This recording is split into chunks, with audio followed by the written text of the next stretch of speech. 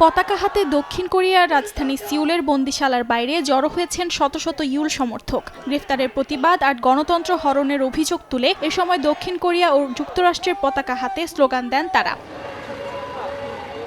এর আগে দ্বিতীয় দিন তদন্তকারীদের জিজ্ঞাসাবাদের মুখোমুখি হতে অস্বীকৃতি জানান গ্রেফতারকৃত প্রেসিডেন্ট ইউন সুক ইউল। এ অবস্থায় ইউলের আটকের সময়সীমা বাড়ানোর জন্য আদালতে আবেদন করা হবে বলে জানিয়েছে দেশটির দুর্নীতি বিরোধী সংস্থা। ইউলের আটকের মেয়াদ স্থানীয় সময় শুক্রবার সন্ধ্যায় শেষ হওয়ার কথা। আইন অনুযায়ী তদন্তকারীরা চাইলে আদালতে আবেদনের মাধ্যমে তার বিরুদ্ধে ২০ দিনের জন্য একটি গ্রেফতারি পরোয়ানা জারি করতে পারবেন।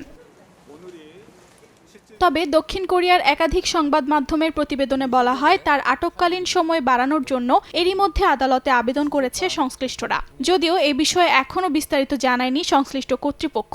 বৃহস্পতিবার অভিশংসিত প্রেসিডেন্টের আইনজীবীরা দেশটির কেন্দ্রীয় জেলা আদালতে ইউলের গ্রেফতারের বৈধতা পুনরায় পর্যালোচনা করার আবেদন করলেও একই দিন সেই আবেদন খারিজ করে দেন সাংবিধানিক আদালত।